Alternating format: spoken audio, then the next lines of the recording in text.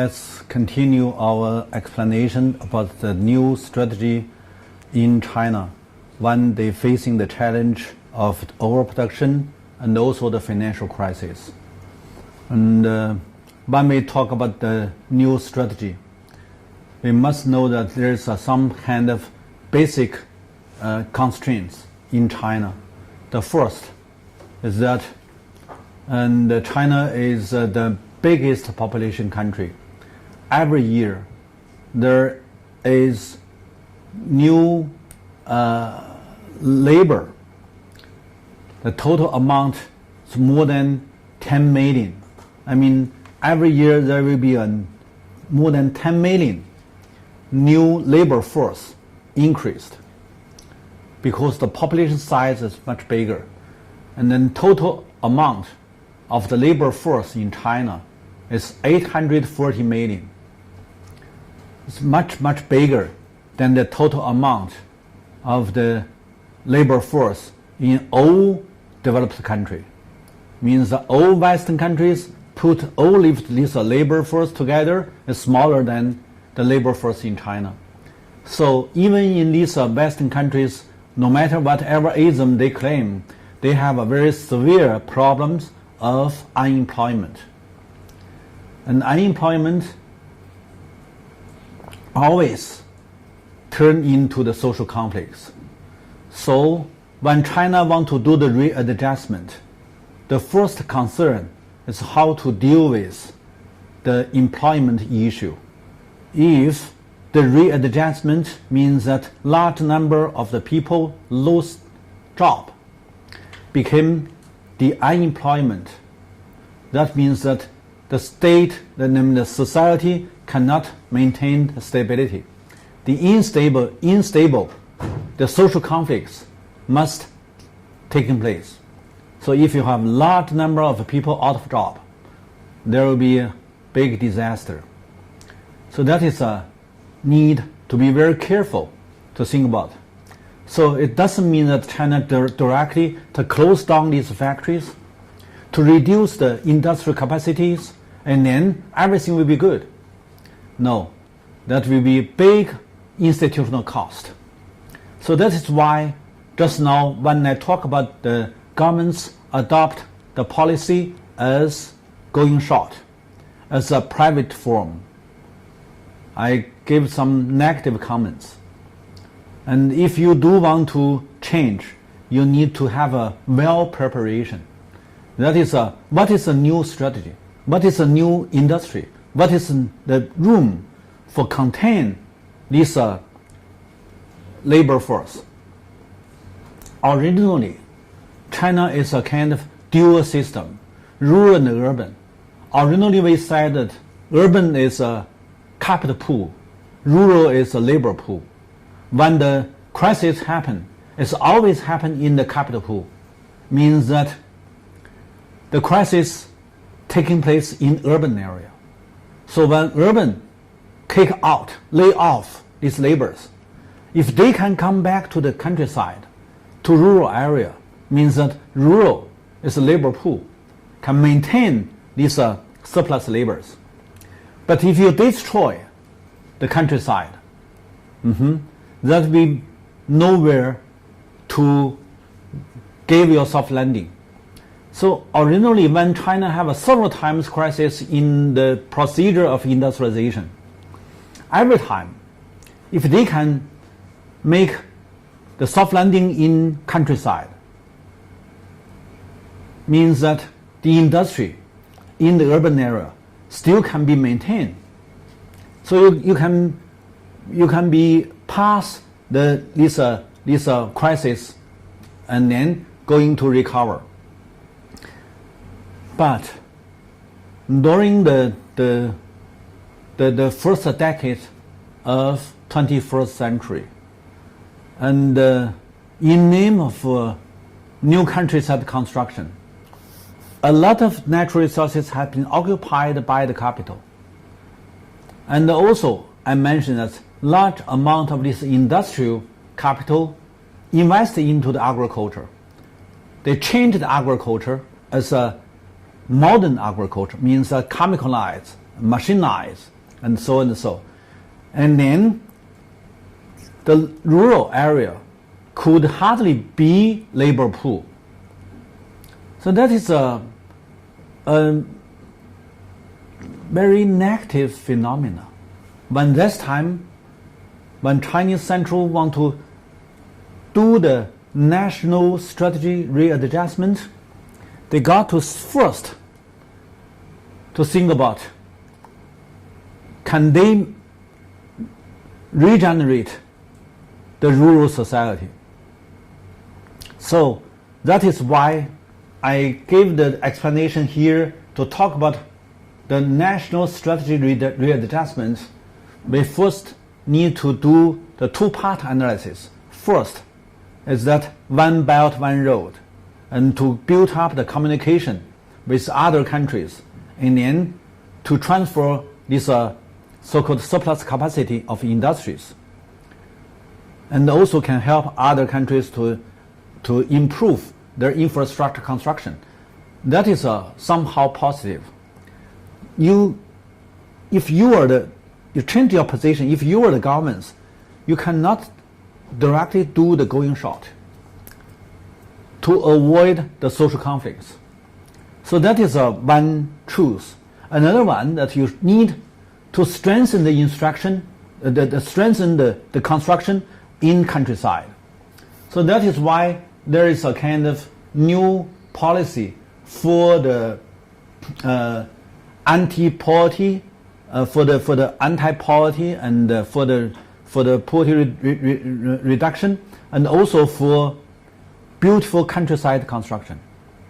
And then beautiful countryside construction is a kind of national strategy, also a part of the beautiful China. Beautiful China means that they are trying to improve the environment and reduce the pollution. That is beautiful China. It's a new picture. And then inside of this picture, there must be another one that is a strengthen the instruction, the construction of the countryside. So this put these national strategies together, you can understand what China nowadays must do. So this is a change from the beginning of the second decade of 21st century, mainly going short, to adopt the measures as a private firm, to do the policy as a pro-cyclical. That is the beginning of the second decade. And then the mid of second decade, they changed the national strategy to right way, going long. That is counter-cyclical measures. So it's very important change. So I hope you can understand. So this one we said is a new adjustment. So from pro-capital to pro-people and to pro-poor. That is a policy system for the ecological civilization construction in China. So that is because of the burden of safety problems under limited resources constraint and unlimited population. That is a basic contradiction in developing country. Okay, and so the second I gave the policies step by step from the 2002. They gave the new policy to have the comprehensive adjustments of the urban and rural. And then 2003, they raised up a new concept, that is scientific development, the scientific view of development. And then 2004, the harmony society means that they pay attention to the social construction, not only economic construction. So that is started from 2004. And then 2005, there's a new construction project. It's a socialist countryside construction. And large number of the investments for infrastructure construction in countryside. And then 2006, they have a new concept raised up by central governments, that is a multi-function agriculture is modernization. Originally, they believe modernization, agriculture modernization means that machinery, means chemical agriculture. So they just use the industrial concept to reform the agriculture. That is modernization. But from 2006, they changed the idea. They emphasized the multifunction agriculture, including of the cultural, including of historical heritage, including of education, including of this environmental protection, and tourism, and whatever. So most of these functions originally they don't aware, but now they said it's a multifunction agriculture, it's modernization. So that is the agricultural development strategy changed since the year 2005, 2006. New countryside construction means that strengthen your investments, large number of investments into the infrastructure construction, into the countryside, into every village, even no return. And then 2006, they changed their concept of the modernization of agriculture. And then 2007, ecological civilization as a concept raised up, but not as a strategy. Concept means that they need first to understand, to have awareness, what is ecological, what is a civilization. Put these two concepts together. They are trying to think that they will have a new thinking, new thought about development. And then 2008, they are trying to have a kind of environment friendly and resources saving agriculture by macro readjustment. And then 2009, they raised up the concept of the inclusive and sustainable development. And 2012 raised up the concept of beautiful China.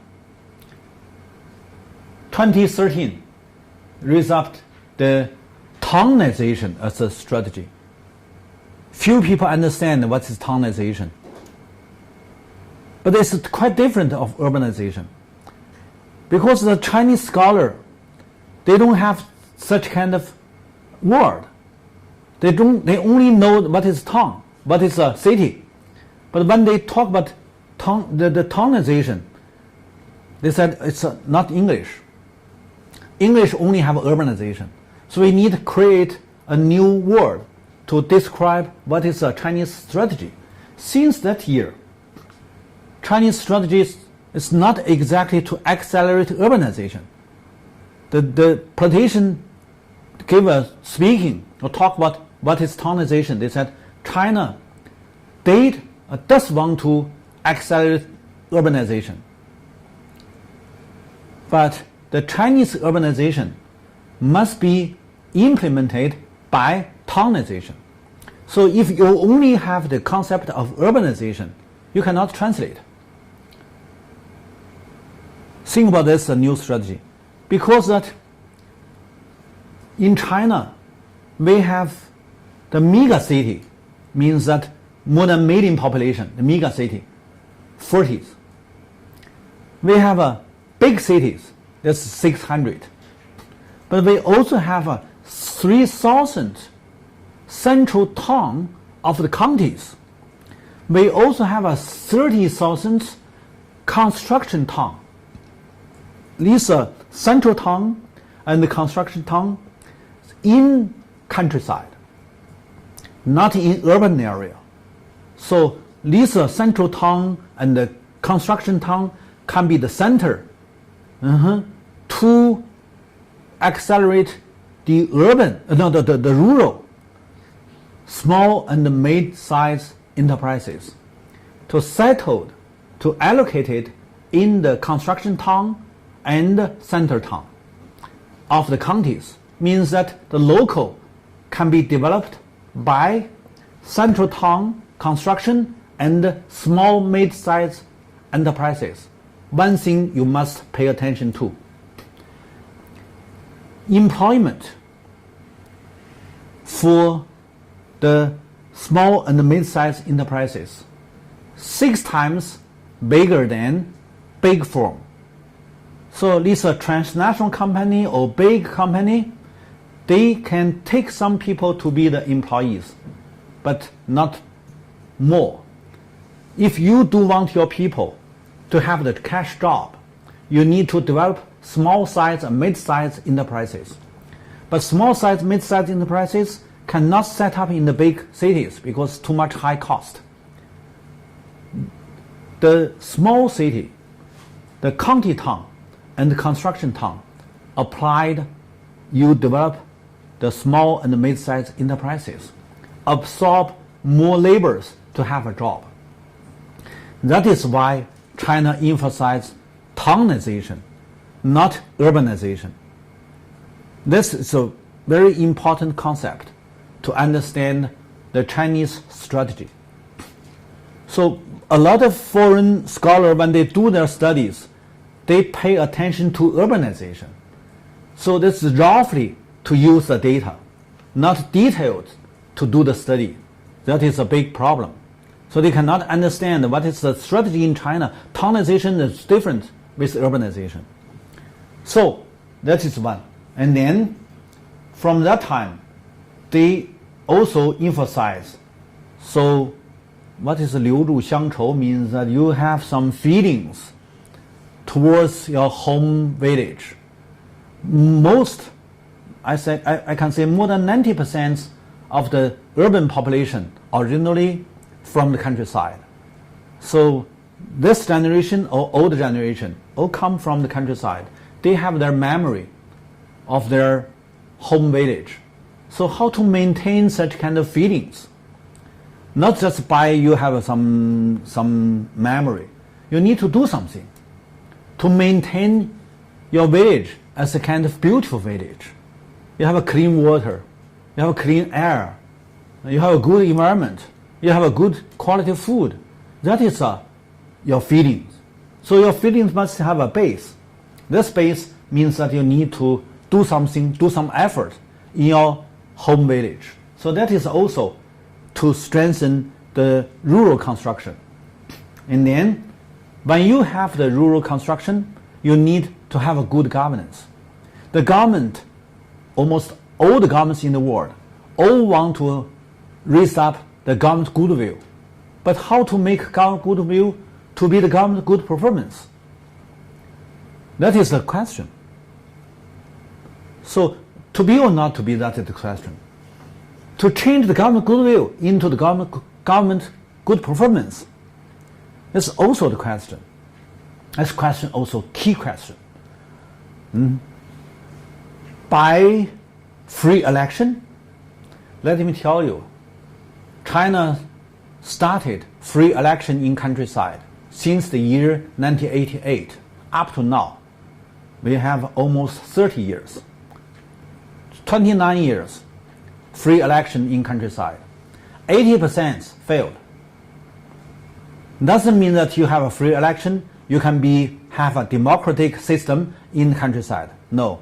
Traditional rural society, it will be very hard to accept this modern political regime from Western society, especially in these traditional Oriental countries. So even we have the free election implemented in the countryside, but nowadays more than 80% of the countryside cannot have good government view to good government performance to set up the good governance. The governance need to have a kind of mutual actions, interactions from the village elites to village mass people. How can you implement? Still be the problem. So nowadays we also need to have a lot of grassroots organization construction, cooperatives, aging associations, female associations. We need to have a lot of work in the countryside to maintain the beautiful village, to maintain your good feelings in the village. So that is very important. So we said the new countryside governance is also a part of the new strategy. In 2015, the Chinese Central emphasized the deepen your reform for the civilization of ecology. Which means ecological civilization also need deepen your reform. So these are systematic policies, one by another, one followed another, year by year, make the central policymakers gradually understand what they should do, not suddenly, not by some high levels design and they can gain the outcomes of the reform. These are the propaganda, ideological propaganda. But indeed, they have a gradually to facing the challenge one by another, and then have the measures one by another. So that is very cautious to have your policy in such kind of big country, because your difficulties is very comprehensive, very complicated. So that is why I'm emphasize these policies one by another raised up. And then the new one is 2015. The UN have the World Poverty Reduction Summit in China, and Chinese governments announced 2020, year 2020, China will have no poor people. Means eliminate all the poor in China. That means what? Means originally China used 15 years or 16 years since the year 1998 to set up rebalance of the regional difference and rural-urban difference. Means a large amount investments into the inland China, into the countryside. So we originally have a three gap. Regional gap means the coastal and the inland. Coastal grow up very fast, and the inland still backward. And then rural gap. Urban income is very high and the rural income very low. Now we have the third gap is that rich and the poor. You cannot reduce the gap of rich and poor in the whole world, because the whole world, the gap of the rich and the poor enlarged. That's because of financial capital error. The rich people take more money more easy, and the low-level people, low-income people, cannot use the financial capital as a tool to invest, then to take these returns. So the low-income levels, the mass people, cannot catch the global financialization's return. That means the gap between rich and the poor larger and larger. So any country wouldn't to give the permission we can reduce the gap between rich and poor. But China can announce we eliminate the poor people's we can eliminate the poverty. Means that all the poor people can at least have the basic income to survive from the poverty. So that is they said a new national strategy as a goal. So nowadays we have entered 2017.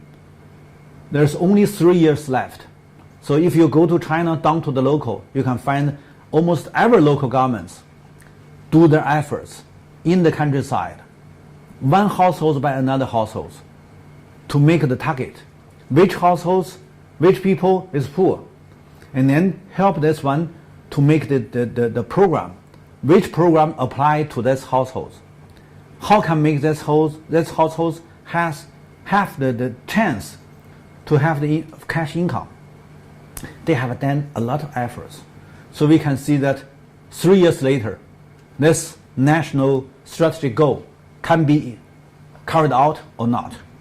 So they have many different policies, focus on different problem. Maybe they can succeed. So here we can say that originally China was blocked by this military force. It's caused by the Cold War and the post-Cold War. It still be work to block. Now China want to break through by what? Certainly cannot break through by the ocean strategy, but can break through by continental strategy, going west from the land, not from the sea. The sea that is blocked. Land also, but here large area. Originally it's Russia and Mongolia and originally these countries are the Russian federal. No, it's a federal. It's a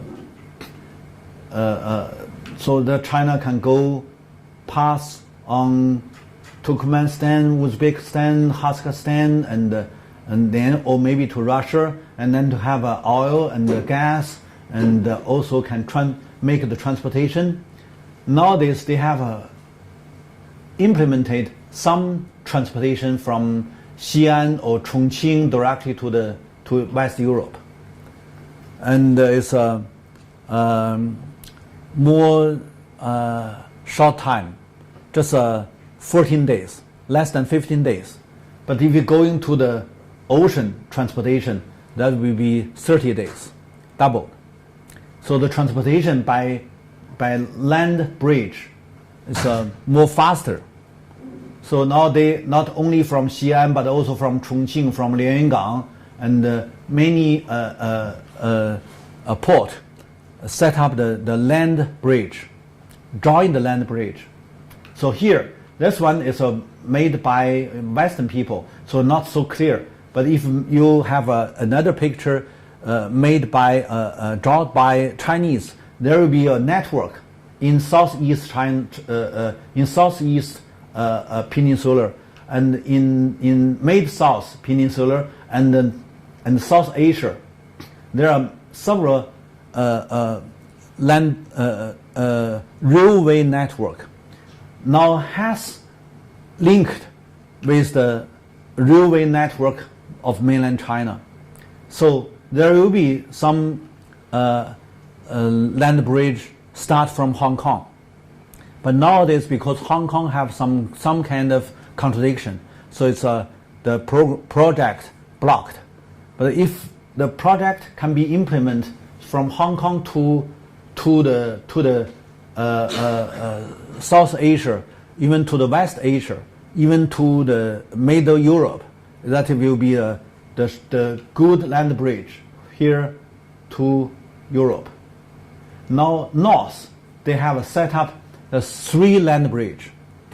The south, they want to set up the land bridge from Hong Kong and then cover the South Asia and then to Europe. And then from the Europe, also from the West Asia, they can down to the Africa. So these are big projects, all are in design. So the land bridge is a part of the continental strategy to solve the problems of the so-called the block. So this means that China can break through by this land bridge construction, and then also can benefit these border countries and also the countries along the land bridge. So that is a way.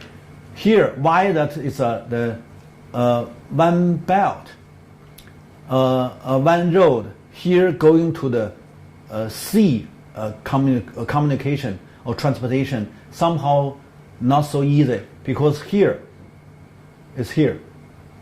Look, many U.S. military base in the Middle East control the oil and the gas and raw materials. Look at all of this American military base here, this area. And this area and also regional conflicts, very tension relation here. It's because, not because of who is good, who is bad. It's because of the rich resources. So the One Belt, One Road have to avoid the conflicts. So there's no road here. No shipping line, no road, no construction here. There's because here, look. So here is a very dangerous area. That is a One Belt, One Road need to avoid this traditional Cold War strategy.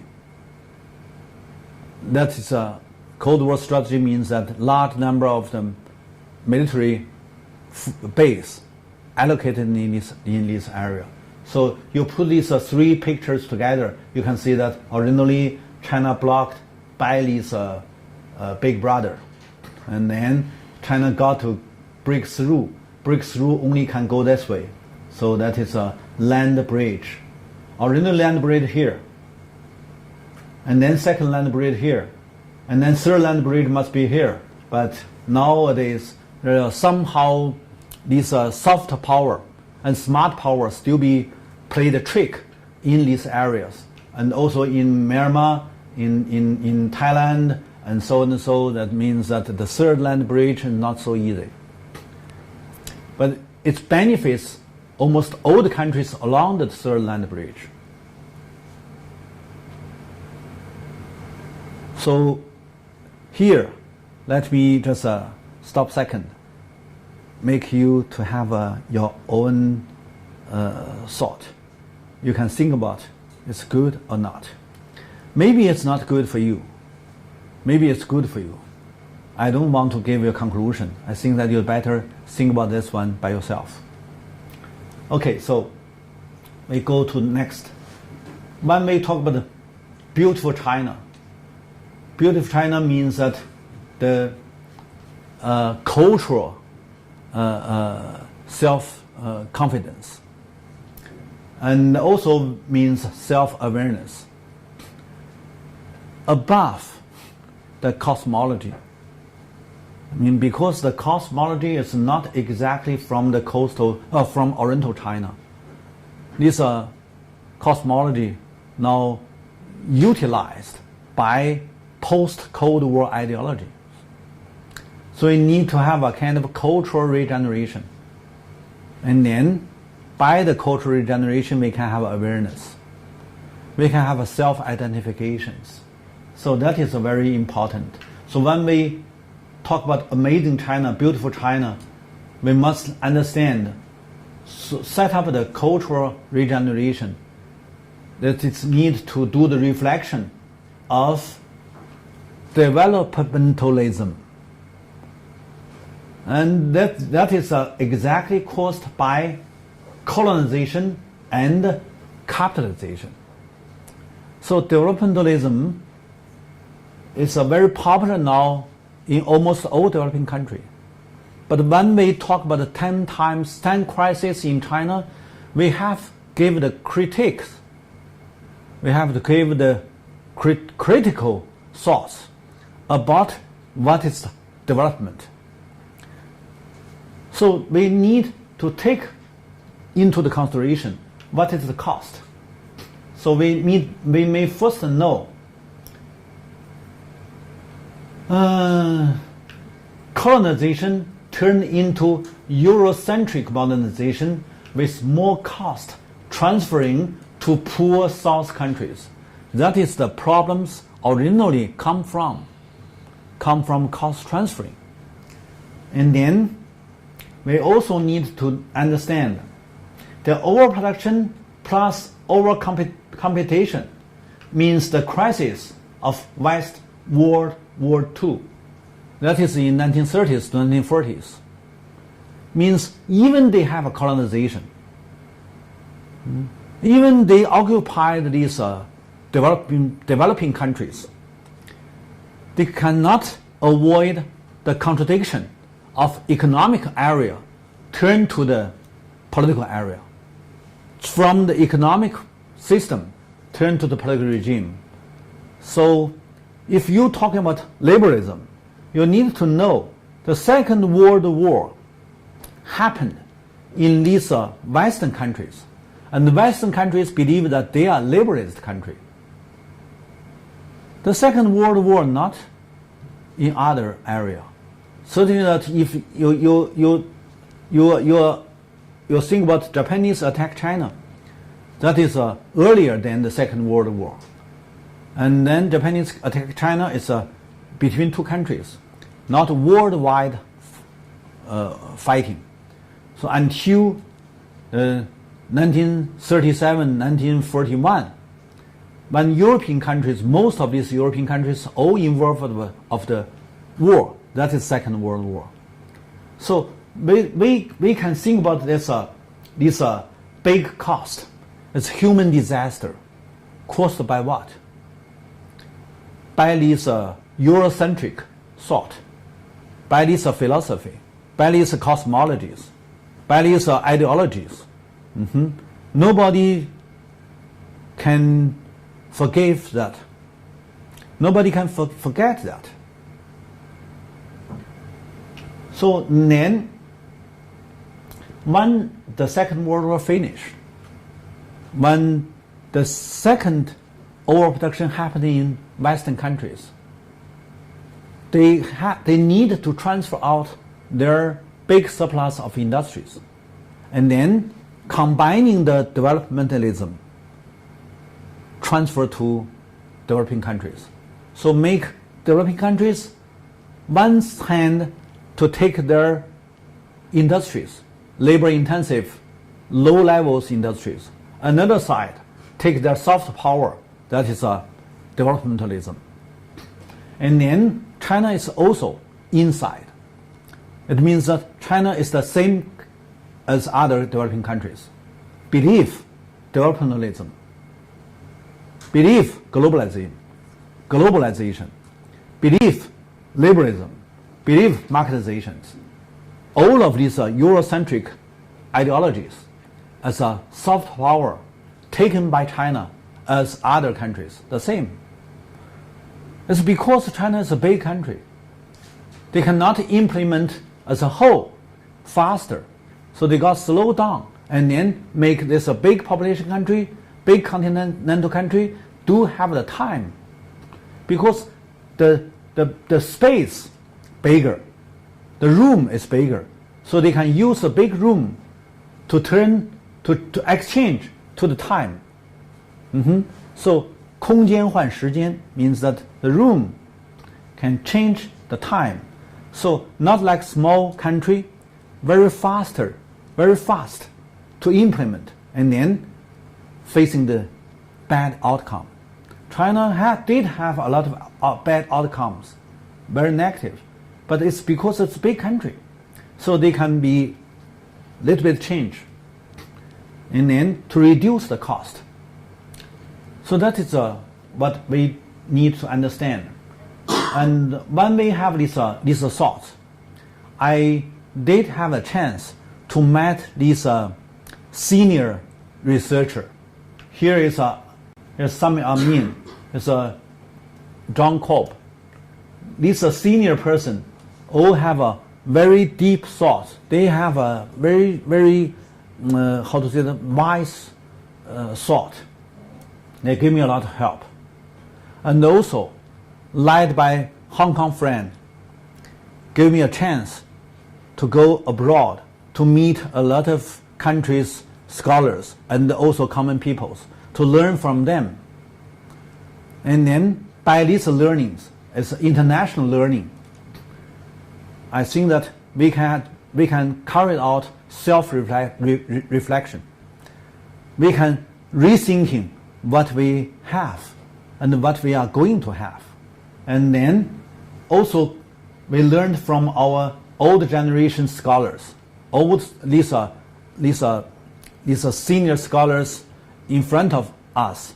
I learned we also learn from this senior person like Liang Shumin, Yan Yangchu, and Tao Xingzhi, and so on and so, Huang Yanpei, Lu Zuofu, even Zhang Jian, 100 years ago. So these are 100 years. We have so many these very outstanding scholar, outstanding people. They carried out a lot of local enterprises. They also have a good performance, and they also have a lot of lessons. So we take these performance lessons as a heritage, as a historical heritage, also very benefits our thought, our discussions. So by most of these people, internal and external, inside China and outside China, we have a kind of new thought to instruct our movements and to move going forward.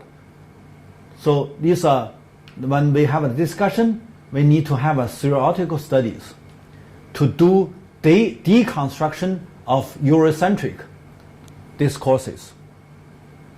That is why we talk about this crisis and talk about the China new strategy. We can have our more detailed analysis and explanations. Now, when we talk about the change, we must know what is the strategy based on the structure. What is the structure in China indeed? We said it's a twin Egyptian pyramid. This pyramid means economic pyramid and social pyramid. What is that? Economically speaking, why the China issued its large liquidity, leaves a big number of the currencies, but up to now haven't have the collapse. It's the biggest number of the world, financial capital in China. It's because China haven't finished the monetization and capitalization. This paper money printed out. This currency issued for what? For you can inside China domestically to monetize your raw materials, your natural properties. Here we have a physical assets, natural properties. Means the physical properties, 500 trillions. And the land, only land, both mountain land and terra land is 200 trillion. Not totally monetized. A lot of natural resources cannot be buy, sell. So if these natural resources can be sell and can be buy, people need a large number of the currency. So that is why China even enlarge their currency number, but up to now not have so worse situation. Similar as 1949, when Communist China just founded. They also have a large number of these paper currencies cannot be implemented by this business. But who take this paper currency? Peasants. Because peasants want to buy land. So they save this paper currency as a property. When they want to use it to buy land, they can use. So when the central governments unified the whole country, started to print this paper money, 70% taken by the peasants, by the rural society, and then reduce the inflation. Originally, the paper money printed out too much, must be turned to the inflation. But how does New China decrease the inflation? By peasants, by monetization. So next time, we can see that we have 500 trillion physical properties, all need monetization. So even we have 180 trillions financial assets, cannot be matched this big number of natural resources and the physical assets. And here, yeah, China did have a big debts, but debts also can be the assets. Debts can be the assets because of if you print your currency and then you buy your debts can be the assets. Similar as American, but American did it, and then to give this market to other countries, you need to use your current account surplus to buy American debts. Now China started to make the Chinese the debts to put into the international markets started, but it's a very small number. But anyway, if you compare the physical assets and the financial assets and the debt assets, you can see that debt assets smaller and the financial assets also smaller. So the physical assets is bigger. So this still be stabilized economic structure. But if you go to the Western countries, that's upside down. The financial assets is much bigger, and then almost all of these physical assets all monetized. So they don't have the room, but China still have a big room for absorb these financial assets. That is why dollar system, euro system, all are very urgent to want China to open. You open your financial market, give this room to us. That is also the reason of the Russian collapse. That's because Russian opened much earlier than China, and then large number of these foreign capital flow in, monetize their natural resources, and then take large return and back. So 1990s, that is Western countries develop more faster than any others. That's because of big number of natural resources controlled by this foreign capital, by this hard currency. That is why Soviet Union collapsed and then Western countries win. That you can understand. So that is China have such kind of pyramid, means that Chinese use their own paper currency. It's useless if you have no sovereignty independence. But if you control your sovereignty independence, the paper currency is valuable because it can monetize. Closed door when you finish your monetization. And then also when you have a monetization, you set up a lot of forms and then put these forms into the stock markets, means a publication. And then you publish, but publications and then means that you need a lot of investments to capitalize. So when you finish capitalization, you can open, because we have finished all these benefits, these are returns taken by our own capital, or by the country, or by the people. But anyway, that is by Chinese, not by foreigners. When you finish that, you can open, and then we join competition. We join the world compete worsen to see which one is more worsening. That is negative enough. It's bad enough. But up to now, that is why China still can have some readjustments strategically. It's because of the different system. So a lot of foreign scholars criticize. They don't think that Chinese system is good. They think that's bad enough. It's because it's not liberalism. But you can take into your consideration liberalism or neoliberalism benefits any developing country. You will find some case did benefited by liberalism or neoliberalism. You can do your research. You can raise up this case. But up to now, we have done a lot of comparative studies. We cannot find any developing countries benefited by Eurocentric system. That is a very cruel phenomenon. Whenever you have your volume, that is your privacy. We don't want to interfere. Only one thing I'm trying to advise, going to do the comparative studies, and then you can find what is the truth. Okay, let's see another one. That is also the pyramid. This is a social structure. The lower one China is the stabilized, is a safety country. It's because what? Because the low-level class. Low class is not poor class. Yeah, not the propertyless. Low class is a petty bourgeois. It's a small property holders, especially in countryside. When we carried out the land reform, almost all the low levels class have at least a piece of land and their own house. So means that they do have small properties. And then you can name them as a petty bourgeoisie. So we said we have a scattered petty bourgeoisies. The total amount is 60% of the population.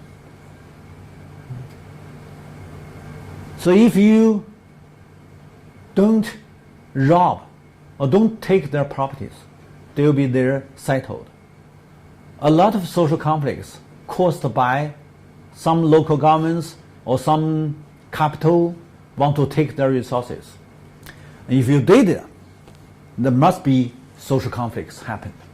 And then above or from the low class, these 40 years, when the central leader allow a part of people reach first, and another part people can be not rich. So there is a middle class emerged. Okay, they may they may have some chance, or they may do something very profit. But anyway, up to now, we have more than 30% population as a middle class.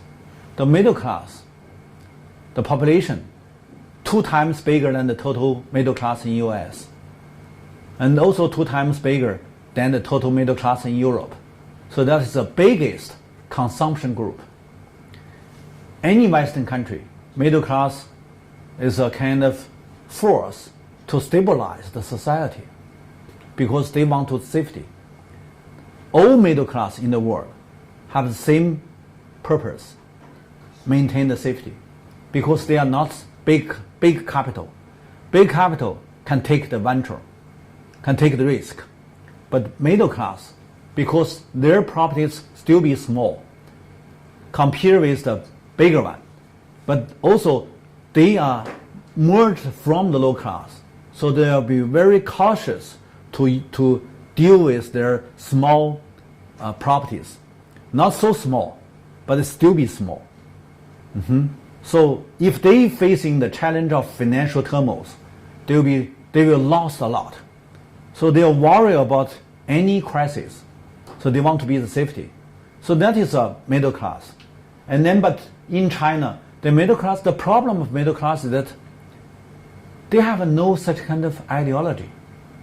Low class maybe believe socialism because they are too small, too weak. So they think that the strong country can give my social umbrella. So low class, most of them believe that we need to have a strong government. We need to have a big country. But middle class, they do have some ability to invest. They also have some chance to go abroad. So the middle class cannot be stabilized. And then also they have no such kind of ideology, especially in China. The traditional ideology cannot do anything in middle class. They don't think that is right. And then they also not believe this is a Eurocentric system. So they hesitate. They're not confirmed who they are, where they come from, and where they are going to. So the middle class is now somehow it's a lot of instability happening in the middle class. And then there's another thing I said is fortunately, unfortunately, China have a big capital. and the big capital mainly controlled by state. So state politicized high class. What does that mean? Almost all these big firms owned by state. Big number of the big firm controlled by state is state-owned enterprises. They control more than 50% of the financial assets. More than 50%. Sometimes it's 60%. Sometimes early, sometimes lower, sometimes bigger. And then they also can control more than 50% of the industrial assets. So this is big enough. Just now I said that the top 5 banks, except JP Morgan, 4 big bank is a state bank from China. Yes, if you calculate these top 100 firms in the world, you also can find a lot of Chinese company. But if you do your research, you can find this top 100 big company. It's if China company listed inside, there must be state-owned enterprise. So that is politicized. And then we have such kind of political regime, politicized high class, ruled the middle class and the low class. So that is a capital. Big capital, middle capital, and small capital. That is a social structure. And it does mean big class, big capital not take the surplus from lower. It's also take a large number of surplus. And then they can have a benefits. They can have a profitable, and the profit is in the world is high. So how to change, how to do the reform about this one and still remain the stability? That is the question. So we have a 2 structure. Both are very useful, very effective. So what is the comparative advantage institutionally? It still be the question.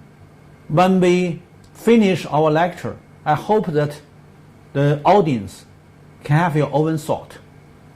Think about my description.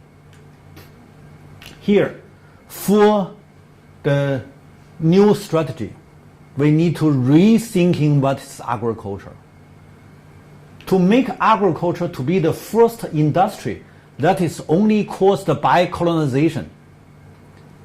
Only in this colonized continent, you have the first industry as agriculture.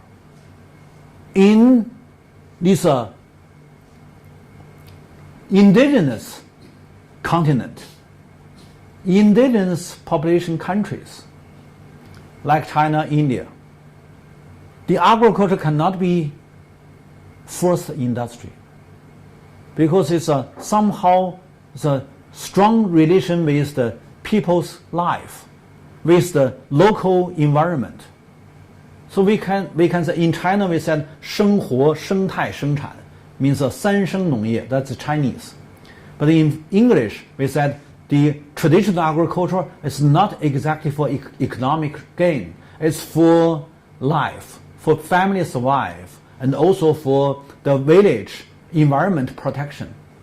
So you cannot directly to name such kind of agriculture, multifunction agriculture, into the first industry. So I said because they made this colonized continental agriculture as a first industry, and then they can have the agriculture 2.0 version, means that to use the industries to reform the agriculture, to make agriculture become the industrialized agriculture. So we have 4 different agriculture, from agriculture 4.0 to agriculture 1.0 to 4.0. That is a kind of innovation. And then, so when they make the agriculture be the first industry means that they take a large number of the surplus from agriculture and then set up the industries, and then to use industry to reform the agriculture, and then they have a so-called agriculture 2.0. But it's very much damaged the resources and also the environment.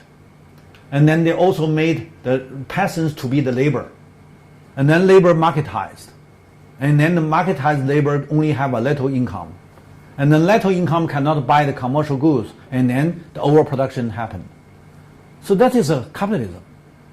And then until what? Until they change the agriculture into the 3.0, that is the third version. And then to make the tertiary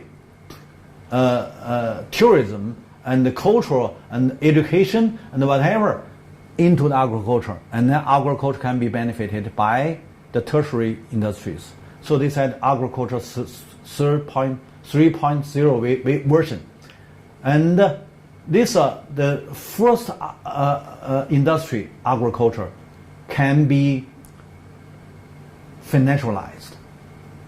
That is in future markets, mainly controlled by transnational company. And then to make agriculture also can be the 生物产业, that is a biologicalization industry, something like that. Means agriculture also contribute a lot, the surplus, to the financial markets. But generally speaking, the agriculture 3.0 can be turned to the social participate ecological agriculture. That is agriculture 4.0. And then it's a strong relation with the socialization and ecologization, and also relation with the history. And then such kind of agriculture can have a large number of the positive externalities. But the priority, the precondition is that you need to control your agriculture by yourself. It's also very much involved of the sovereignty independence. If you don't have the natural sovereignty independent, you cannot implement the agriculture 4.0 version. So that is one we talk about the amazing countryside, beautiful countryside for the whole country's sustainability. We need to have a lot of social participation. These are pictures to show that the middle class citizens and also the rural elites, they all joined the rural reconstruction. The rural reconstruction is a movement for the regeneration, for the cultural regeneration, and the cultural regeneration for self-confidence.